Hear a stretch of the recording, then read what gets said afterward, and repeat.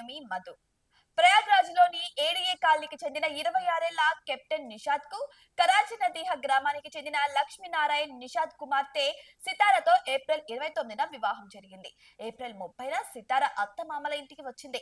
ఇక మే 2న గ్రాండ్ గా రిసెప్షన్ కూడా ఏర్పాటు చేశారు. బంధువులు అతిథులతో అంత సందడిగా ఉంది. కానీ గదిలో మాత్రం సితార కత్తి పట్టుకొని నిషాద్ ను తీవ్రంగా బెదిరించింది. తాకుతే 35 ముక్కలు చేస్తానని, ఈ దేహం అమన్కు అంకితం చేశానని, తల్లిదండ్రుల పోరు భరించలేక పెళ్లి చేసుకున్నట్టు తెగేసి చెప్పింది ఆ వధువు. ఇలా 3 రాత్రులు భయం భయంతో నిషాద్ గడిపాడు. ఇక సితార ఒక మూలన కూర్చొని తలపై ముసుగు వేసుకొని కత్తి పట్టుకొని ఉండేది.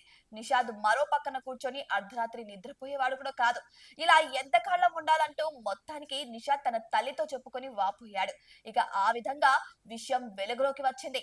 తాను గదిలోకి ప్రవేశించినప్పుడు ఆమె నిశ్శబ్దంగా కూర్చొని ఉండేదని, పూర్తిగా ముసుగు వేసుకొని పదునైన కత్తి పట్టుకొని కూర్చొని ఉండేదని నిషాద్ చెప్పాడు. ఆమె నిర్మోహమాటంగా తనకు ప్రియుడు అమన్ ఉన్నాడని, అతడితోనే సుఖం పంచుకోవాలనుకుంటున్నానని చెప్పిందన్నాడు. అయితే తాకే ప్రయత్నం చేస్తే మాత్రం 35 ముక్కలు చేస్తానని బెదిరించిందని వాపోయాడు. ఏం చేయలేక సోఫాలో కూర్చొని ఉండేవాడినని, ఆమె నిద్రపోయాక తాను నిద్రపోయేవాడినని బాధ వెలిబుచ్చాడు. అలా 3 రాత్రులు గడిచాయని తెలిపాడు.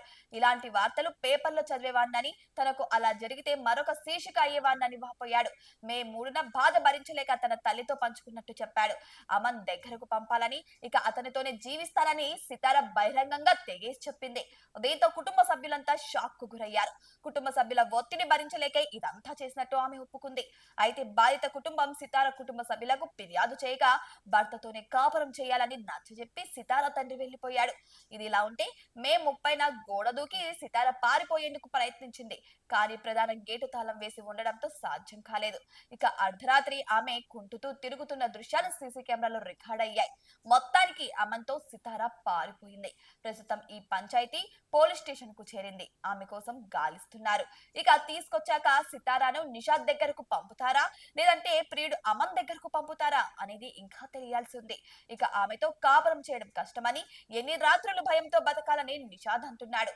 ఇక అమన్ సితారాకు దగ్గర బంధువు కావడం విశేషం. ఇక సితార తండ్రికి అమన్ స్వయాన మేనల్లుడవుతాడు.